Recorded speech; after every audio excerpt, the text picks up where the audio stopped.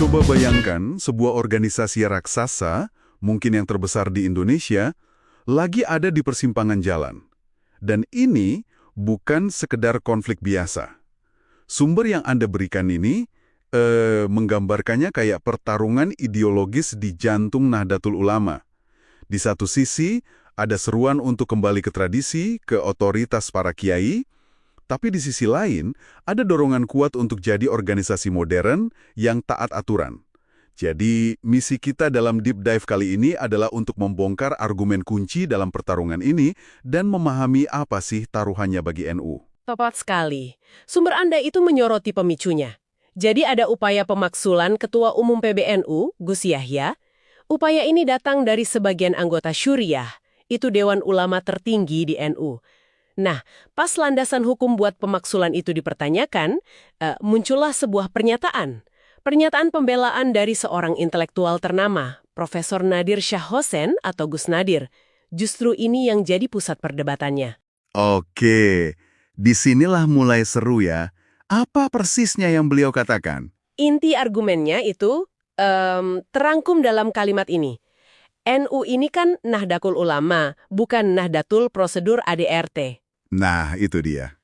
Sederhananya, beliau bilang kalau wibawa dan tradisi para ulama di Suriah itu lebih tinggi. Lebih tinggi daripada aturan tertulis organisasi, yaitu ADRT. Jadi, ya figur di atas prosedur. Tunggu dulu. Ini yang menarik. Sumber Anda menyebutkan Gus Nadir ini kan seorang ahli hukum kelas dunia. Punya 2 gelar PhD, bukan? Betul. Tapi argumennya justru menyampingkan hukum formal. Itu kan ironis banget. Kayak seorang koki bintang 5 yang bilang resep itu nggak penting. Yang penting feeling aja. Persis.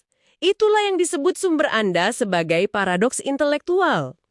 Seharusnya, sebagai seorang akademisi hukum, beliau itu menjadi garda terdepan pembela konstitusi. Pembela asas legalitas. Tapi pandangannya ini justru berbenturan langsung dengan visi pemimpin tertinggi Suriah itu sendiri, Rais A'am KH Miftahul Akhyar. Nah, saya agak bingung di sini. Bukankah Syuriah itu dewan tertinggi? Wajar dong kalau pendapat mereka jadi rujukan utama, bahkan di atas ADRT, di mana letak pertentangannya dengan visi Rais A'am? Pertanyaan bagus. Letak pertentangannya itu ada pada tujuan modernisasi NU.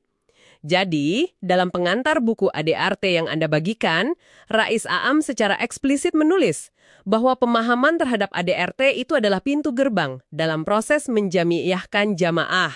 Oke, apa itu artinya? Menjamiahkan jamaah.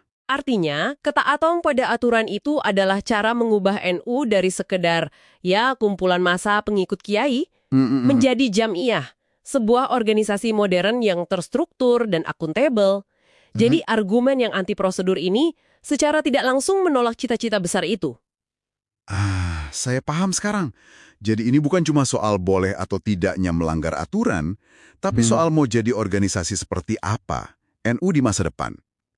Kalau argumen sekuat itu datang dari figur sekali Gus Nadir, saya jadi khawatir juga. Kalau pandangan ini beneran diadopsi, apa kata sumber Anda soal dampak ke depannya?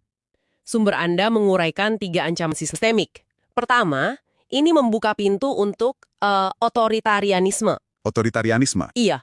Kalau dewan tertinggi saja boleh bertindak tanpa terikat prosedur, itu sama saja dengan bilang pemimpin boleh berbuat apa saja tanpa aturan main. Ini bisa jadi presiden buruk yang ditiru di tingkat cabang dan daerah. Bisa kacau nanti. Bener juga. Aturan kan dibuat untuk mencegah kesewenang-wenangan, ya kan? Siapapun pemimpinnya. Lalu yang kedua? Kedua, kepastian hukum jadi terkikis. ADART itu kan ibaratnya kontrak sosial internal. Kalau itu bisa dikesampingkan, artinya aturan mainnya jadi nggak bisa dipegang. Ini jadi masalah besar loh. Terutama untuk organisasi sebesar NU yang mengelola aset triliunan dan butuh kepercayaan dari mitra luar. Gimana orang luar bisa percaya buat kerja sama kalau aturan internalnya saja fleksibel? Masuk akal. Kepercayaan itu mahal harganya. Dan yang terakhir, sepertinya ini yang paling fatal ya. Betul, yaitu memicu perpecahan atau fragmentasi. Gini, kalau aturan main internal diabaikan, pihak yang dirugikan dalam kasus ini ketua umum punya alasan kuat, alasan untuk membawa sengketa ini ke pengadilan umum. Nah, kalau itu sampai terjadi, ini bukan cuma soal citra NU yang tercoreng, tapi juga menunjukkan kegagalan para elitnya dalam menyelesaikan masalah internal mereka sendiri. Sesuai aturan yang mereka buat bersama, bisa-bisa pecah organisasinya. Jadi kalau kita tarik benang merahnya, ini jauh lebih dalam dari sekedar perebutan kursi ya. Ini adalah pertaruhan fundamental tentang jiwa NU. Apakah ia akan tetap jadi organisasi yang digerakkan oleh wibawa personal ulama semata, atau bertransformasi jadi organisasi modern yang menjunjung tinggi supremasi hukum yang disepakati bersama? Tepat sekali. Dan ini meninggalkan satu pertanyaan penting untuk Anda renungkan. Ini berlaku di mana saja, bukan cuma di NU. Dalam organisasi manapun yang Anda ikuti, entah itu kantor, komunitas, atau bahkan keluarga besar, pada titik mana seruan untuk kembali pada spirit atau tradisi justru menjadi ancaman bagi aturan main yang sebetulnya dirancang untuk melindungi semua anggotanya, bukan hanya yang berkuasa.